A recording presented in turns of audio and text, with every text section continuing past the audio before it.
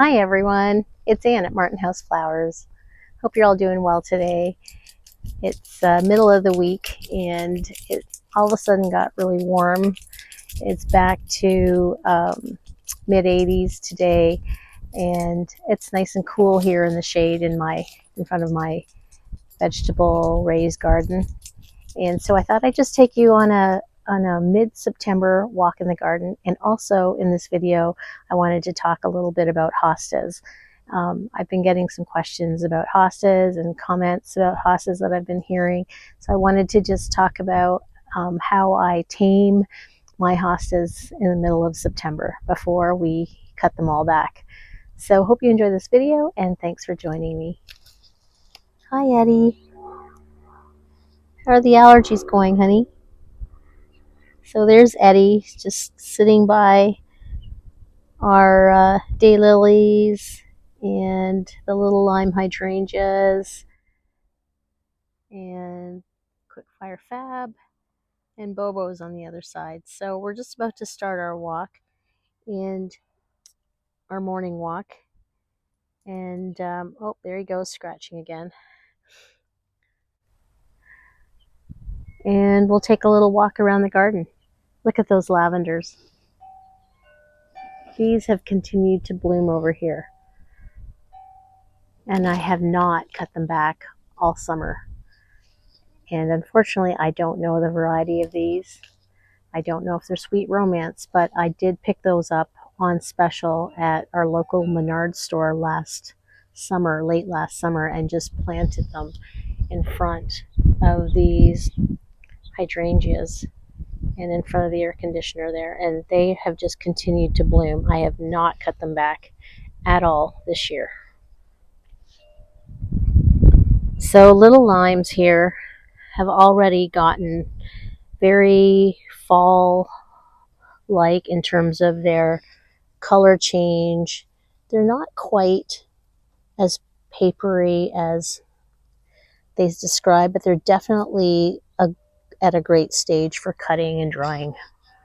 But these hydrangeas were planted in spring of 2022. Look at those lavenders. I mean, I could cut them back now, but and I will come the end of fall, but they won't bloom again till next spring and summer. But look at all the new buds on there. So these are the Bobo hydrangeas. I have 3 of them, and they did start to get, this one I've cut back a lot because early on, about a month ago, there were some really damaged looking leaves and buds, but they've definitely gone brown already. And these are usually just a really bright white, and they're more compact than my little limes. If you can see little limes side by side on the left to the Bobos on the right. I did plant a lavender in front of the air conditioner, but it didn't survive. That was the only one of the 6 that didn't survive. And I'm still thinking about what I can put in front of this air conditioner someday, some kind of a block, but I know that they say that it should be left open and airy. But look at this Carefree Wonder Rose. I don't love the blooms on it because they're very loose, is the way I can describe it. They get very loose very quickly. But this incredible rose was the one rose that got cut down right to the ground by the rabbits, eaten right down to the ground. And I don't know if it's maybe because it's not incredibly thorny. I think you can see the very fine thorns on there. But that could be why they weren't afraid of it. But look at all these late summer blooms. It's the middle of September practically, and look at them all.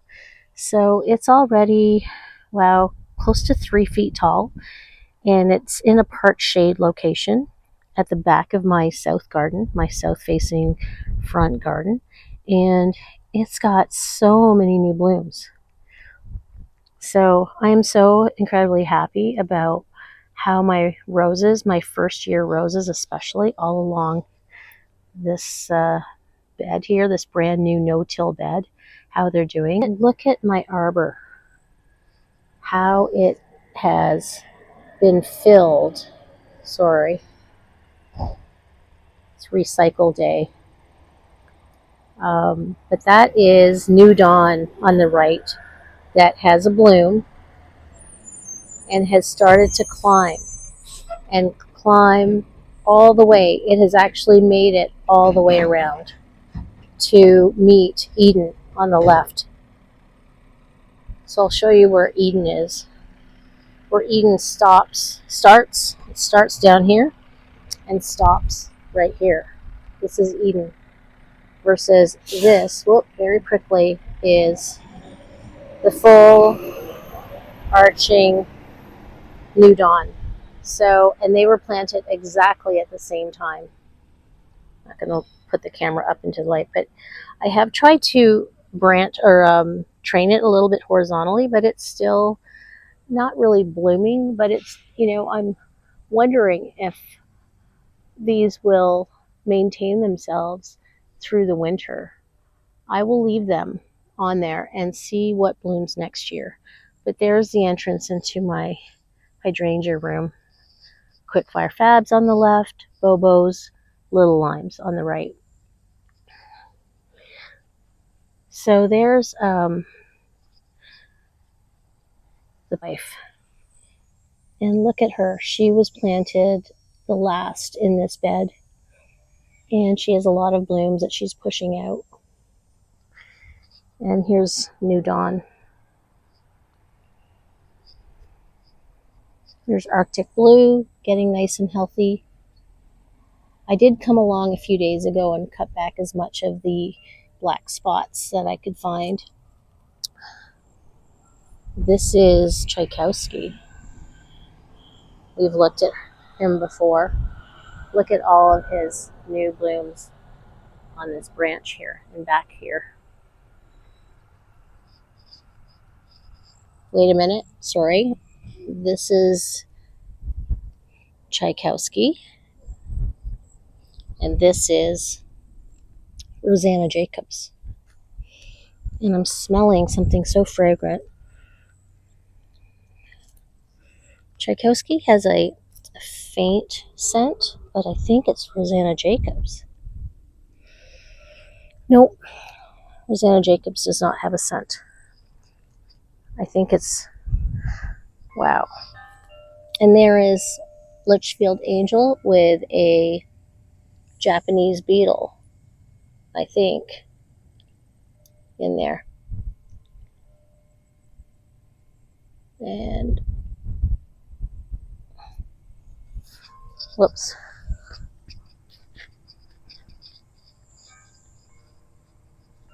I'm trying to, sorry if you don't like what I'm doing, but I'm trying to crush him, but I probably just pushed him in the ground. So Eddie's pulling me. We need to go on our walk. But this is Perfuma Madame Anisette, and she's pushing out some new growth. And there's a bloom that we're going to get to enjoy soon. And right behind is Olivia Rose Austin, which I have two of. Olivia Rose, there's one to the right and one to the left. And she has been the most prolific, continuous bloomer. And here's David Austin's Emily Bronte in front, which has had a little bit of black spotting that I've cut back. Obviously, I need to keep up. I actually came in here and with my Japanese knife and pulled out all of those creepy crawling, I don't know if it's creeping Charlie or whatever that weed is. It invades a space from my empty lot next door. But there is my David Austin, Princess Alexandra of Kent. I'm trying to get away from my shadow. And she's a very raspberry pink, almost a fuchsia pink. There's some roses back there that are all her. Look at her. This is Princess Alexandra of Kent. So she comes out budding this dark, and then she comes out that pink. I need to spray my, there we go. Look at her.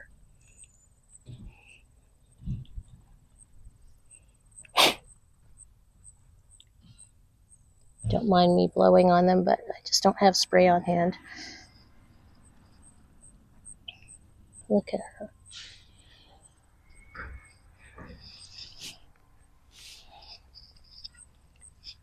Yep, the aphids are coming alive.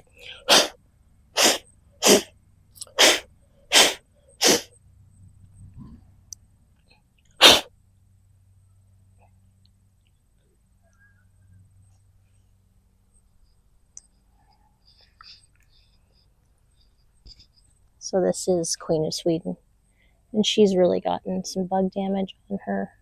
I've had prettier blooms than that, but there's the other Queen of Sweden.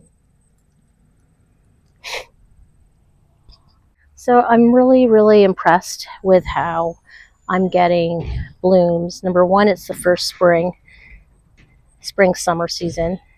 And look at the size of these roses. There's At Last, Proven Winners. And if I can get my hands on these next spring, I might plant some by the greenhouse.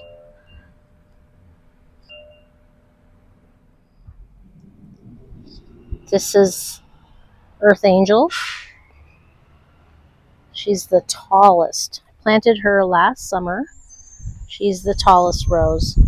I believe she's supposed to grow to 4 feet, but she's already at 5. Extremely prickly, but there's a beautiful new rose bud close up. And I've been tempted, here's another one. I've been tempted to cut this back because she's a little tall for the front of the border. So let me know what you think. She's a little bit tall. I probably do want to move her. I don't want to ever cut back the canes that are ready to bloom. So I don't know. I'm thinking about where I could put her because I have another one to the right over there. I'll bring you over. And these Veronicas have really struggled getting their second wind, their second flush when I cut them back versus the Veronica Royal Candles in the back. So there's the bed of a row of lavender, and I have 2 now. Oh, Eddie's probably got a friend coming. He's getting excited. I'll have to go figure out who that is.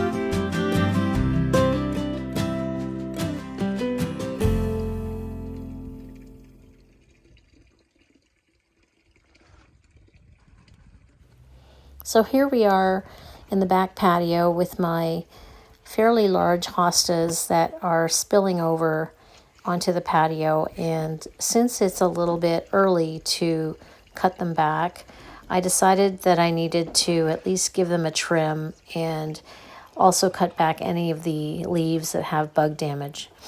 In the spring, I do put on around the hosta some sluggo around the perimeter of the drip line. Early on in the spring, when the leaves are still just starting to bud out, so that you don't have to pull away the leaves, I do put down the sluggo, which does keep them pretty bug resistant for most of the summer until late summer, late August into September. So I've come in here and cut back all of the damaged leaves, the stems of flowers that have completed blooming, and I was actually able to uncover a perennial that I had planted early spring. The hellebores, after cutting back all of these leaves, were finally uncovered, and in retrospect, I probably shouldn't have planted the hellebores between these two hostas. Hellebores are a beautiful shade-loving perennial that are one of the earliest perennials to bloom in the spring, in the early spring, and they do continue to sometimes bloom into the summer. But unfortunately, I had lost sight of the fact that these two hostas grow pretty large, so I think I may move them either in the fall or in the spring. I have two hellebores, one here and a few feet away under the smaller hostas. I have another one, and I will probably move those to under the dappled willow tree. Since these hostas are so large and they provide quite the shelter, unfortunately, the baby rabbits also like to hide underneath these hostas. So another good reason to keep them trimmed. I was a little bit uneasy about digging underneath there, wondering what I would find. But now you can see the beautiful hellebores. In a few weeks, it'll be time to completely cut back all of my hostas. You can either do it in the fall or in early spring, but when they get golden and slimy, I pretty much cut back all of my hostas to about 3 to 4 inches from the ground, and that just prepares them nicely for spring blooms, so that you don't have to do much to your hostas in spring.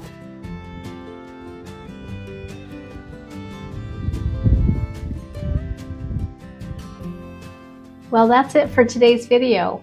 I'm back in the greenhouse. I'm just going to do some watering, and I hope that you enjoy the rest of your day, and we'll see you again in the next video. Thanks for joining me.